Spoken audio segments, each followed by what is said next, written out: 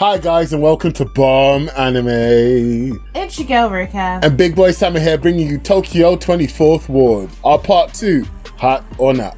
I want to talk about some of the characters first. I feel like Shu is a character that I would usually hate because he's the hero that wants to save everyone in a very unrealistic and righteous way. But the fact that he's tortured and he's constantly wondering what exactly is right and what he should be doing and what his purpose in life is makes him a way more realistic character that you can get behind, because he's in that mid-space between boyhood and manhood, and he keeps constantly talking about, like, do I need to get rid of things to become an adult? Like, what do I need to do to make the next steps? Which is quite interesting because when you're growing up, you're known as a child, then you're a teenager, and then you're just an adult out of nowhere. But there's no actual steps to get to the adult. It's just like, oh, you're 18, you're an adult, or, 21 if you're in a different country. And so I liked them adding things like that made his character more realistic. But Marie deserved so much more than what she got. Like, how can Shu not see what is here right in front of him the whole time? I get that Asumi is cute and she was nice, but Marie gives good advice. She tries over and over to bring the friends together, which is what they need. She shows her caring through her cooking. She believes in Shu all the time, and she's always there when he needs her. Like, she needs to move on and find someone else who deserves her, because this dude is pining over a dead girl. I get it, but like, come on, seriously. Yeah, I thought this anime was on Shu the whole time. Every single dilemma that he had was a tough one. I don't think I could personally make those decisions. I mean, that Mary one, the first one, where he had to save Mary while running down a train that is going at stupid speeds and save a dog as well. Shu had a tough one. And Mary, yes, I get it with Mary that she's basically resigned herself to be that person who is his person without being his person. And unfortunately, sometimes that happens. Some people call it being a doormat. Some people call it being a good friend. It is what it is. Mary is just that girl. And I feel like Mary should be married because she cooks, she's there for you, and she's your biggest cheerleader. Shu, you're an idiot. So then with Koki, was hard to get behind and hard to understand. Like, I could not relate to his character or his thoughts. Like, he's out here selling out his friends for life. And then he chose to apprehend Red, who was supposed to be his friend. Instead of talking to him about what was going on in that situation, he was just straight away like, kill Kunai and arrest Red. He just involved Sarge. What the hell? It's really confusing, some of his decisions. And also, arresting Red at that moment meant one less person to help in the life-threatening situations that they were getting handed out to them. So it just seemed like you're doling yourself a handicap for justice, but you wouldn't get justice doing that. I felt like he was way too focused on the visions and not at all caring where they're coming from and the motive for them actually getting the visions, because they didn't know where they were coming from and they didn't know if they only had these two options. I mean, I would have been thinking that something sinister is going on, because not only were they given only two choices, they were given two choices in a very short space of time, where it made it so your brain can't really sit there and think of a plan. You've just got to act. But to me, I felt like he was kind of using that as an excuse to do things that he wanted to do anyway. Like, I feel like he wanted to kill Kunai because he believes in a black and white justice, and so he saw that Kunai was doing something wrong and he wanted to kill him, and he used the only two choices as an excuse, because at that point there wasn't only two choices anymore. They could have shot the computer because he needed to press something to physically set off the bomb, but instead they shot him dead.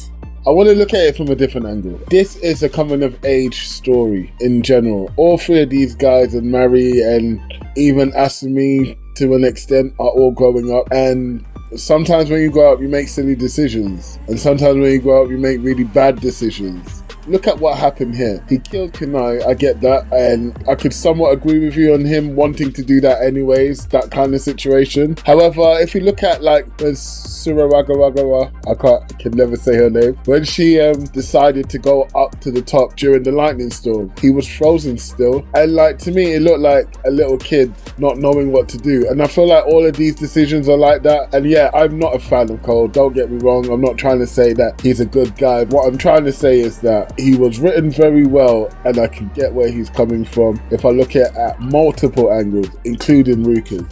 He was standing still, but then he walked away and he had time. So he was actually there before Shu got there, before she even got close enough, and they all knew what was about to happen. And instead of trying to save her, he just left her.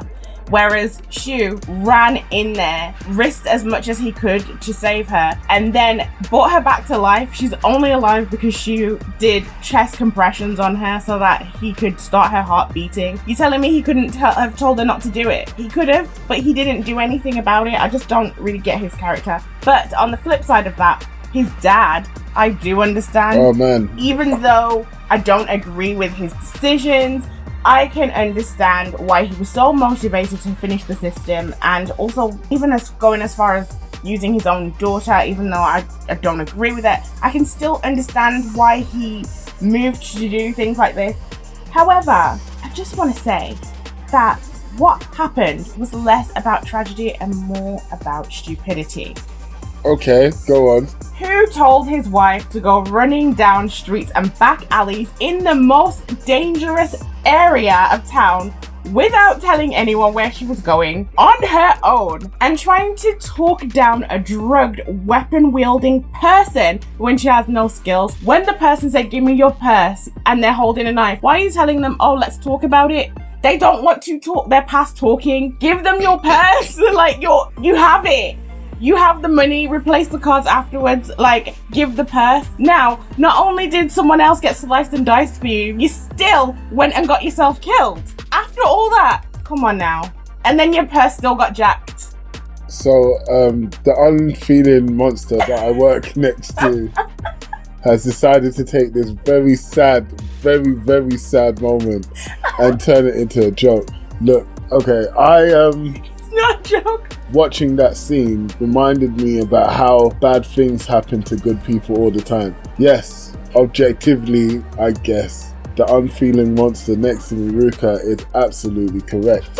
Who goes down dark alleys when you're in ends? You don't do that. I felt that she just had 2 young children. She just did something great. It gave me, and I don't want to sound racist here, so Ricky, you might need to do some editing here. It gave me white women giving to charity vibes, thinking that they're invincible afterwards. That kind of vibes. Her being able to talk down the drug-addled, knife-wielding monster, dude. Personally, I feel like I said it perfectly. It was less about tragedy and more about stupidity. The actions were just too ridiculous. You had your man right next to you who could have come with you, or you could have sent someone else after them. You could have sent someone that's from the same area that may have known that person, because, places like that, a lot of people end up knowing each other, even just to see their face. That could have said, "Oh, yo, come over and get some free food." The girl had walked through the whole place where the food was. She knew it was there, okay? She wasn't looking for that. So it was just stupidity. I'm sorry. I don't feel like I'm cold and unfeeling. I just feel like I'm realistic. And Chikagawa getting sliced up in the nose, like... I know. No, there's no I know about it. He's an idiot as well. Like, what were you there for? I want to be a hero and you couldn't do nothing. Suka Waga Waga Waga had to come and save her. Come on, bruv. Save her? She died? Had to come and take her to hospital, I should say. But come on, bruv. What were you there for? How do you get all these slices in the nose and the person you're protecting dies? Because the person that he was protecting was stupid, but nice. So, I did like the way Tokyo 24th Ward was used as like a political testing ground, where it was kind of like, well, if we can get it done here, we can sort of move it along. Because I felt like a lot of the political things that were being said were things that actually do happen right now with different governments, with different tech companies. The way that they kept saying, sacrifice your privacy to be safe. But it turned out that the safety that everybody was looking for was just an illusion, and it wasn't safe at all. In fact, it made things even less safe for everybody, because you're relying so heavily on this new technology that is amazing, can do great things, but can also be used in a negative way and can do terrible things. And we saw that with Drug D, where the app that was supposed to help people who are experiencing negative emotions ended up messing with their brainwaves and allowing them to act out of character and do horrible crimes or even harm themselves. So it's that whole thing. Even when they had the self-driving cars, it chose a victim, like it chose whose life was better than somebody else's. And then we had again the self-driving car that almost crashed into Shu and friends when they were trying to get to Asumi. When they were trying to get to Asumi Leafy. It's got a ring to it. It does, you know. That's why I'm laughing, sad guy. And almost crashed into them. It's like, okay, this technology can be really great, and it's the same with the technology that we have now. Like, loads of people love using all of this technology, but it comes at a price. It comes at the price of our privacy. It comes at the price of even more than our privacy. You don't even know what you're giving away and what these people are using it for without your knowledge. Because everyone was getting so angry and it was becoming a melting pot, which usually happens when there's some kind of political strife. You start to have people rebelling against it because they just can't take it anymore. And then you get things like riots, you get things like protests, violent protesting, and things can quickly spiral out of control because while everyone is trying to rebel, you have whatever the authority is that's over them trying to suppress everything and calm it down. So then you had Sarge asking high people who are not in their right mind to tell them about Do Red, someone that they might not know anything about, or be treated as an accomplice to terrorist acts.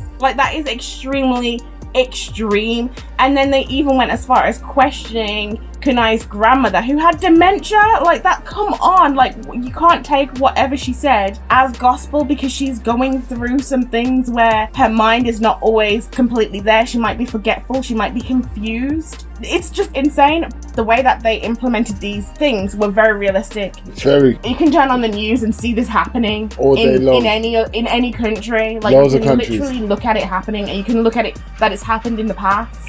When the Twin Towers happened, what did America say? We've got to take a little bit of your privacy in order to increase security. So, I also really love the line that trouble is created by ones who resolve it, and I firmly believe this. I mean, look at the pharmaceutical companies. I think we've said enough. Yeah, we got a bit political there. Well, this was political. It was the very show political. was political. But I would say that making this series about the grieving and the loss of Asumi somehow made the premise less imaginative, and it made it a little bit boring for me when they kind of like brought it down to this, and I didn't enjoy that they added that. It was kind of lame. I wanted to comment on that actually. Yeah, Asumi dying was hard. Shu not getting past it, that was also tough because you could tell that he was in a rut the whole way through. But then when it started getting into that little trifecta fist fight nonsense, I was like, bruv, what the f*** is this? And then I love you, I love you, I like all of that. I'm like, listen, guys. Asumi only wanted Shu, alright? The rest of you need to stop. A big brother, like, calm down with yourself, alright? Chill out. Because the moment where she goes, I love you, but I need you to let me go, I'm thinking, oh, Mary, you've just heard this, you know. Mary's just watched her man talk about another girl like that. He's not your man. It was great, but yes, you're right. The whole Asumi love thing, or I don't know, the dependency on Asumi kind of cheapened the whole show as a whole. It was only effective at the beginning. You know that funeral bit at the beginning? Yeah. When she just died in the fire and you were like, oh, that was kind of deep, fam. And then it's like, I'm a cute little angel spike thing, you know, and you need to let me go. I've reached my limit. Like, see, you reaching your limit right there kind of also cheapened the story. What was the point of them going through all of these trials if you're done?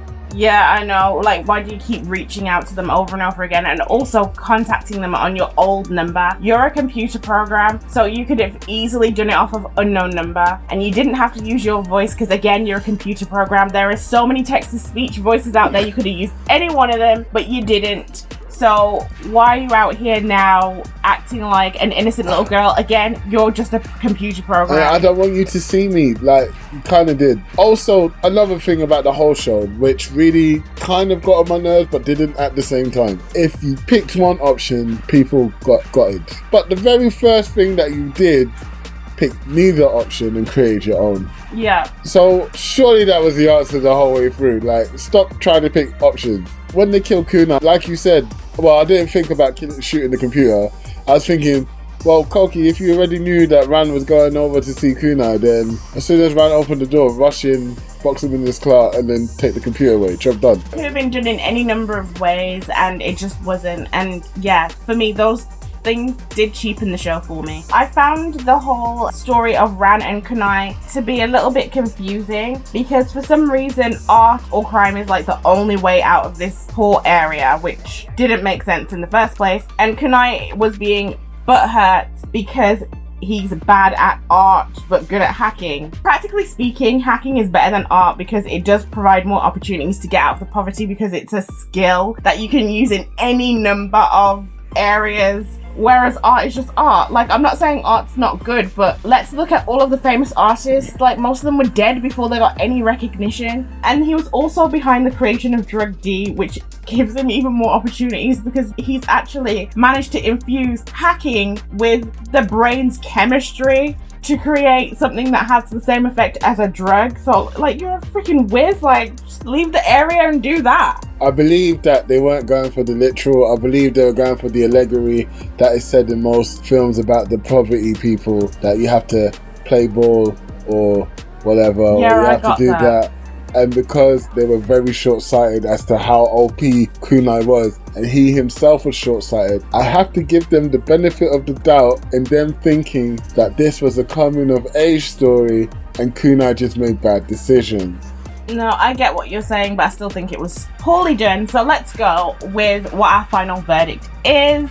Was this hot or a waste of time? You know what? It wasn't a waste of time, it was hot. I thoroughly enjoyed most of it. Some of it did jar me, but we've already said what it was. Yeah, it's a hot for me. This is by no means a perfect anime. Some parts felt like it dragged. I have already brought up the issues that I had with the show, but in general, I would say that I couldn't class it as a waste of time. It is a heart based off of what they did give to us. They did a decent job, and they implemented a lot of interesting elements to the anime. So there you have it. We have judged it as a hot for our final verdict. Don't forget to like, subscribe, and share. Thank you so much for joining us today. Peace.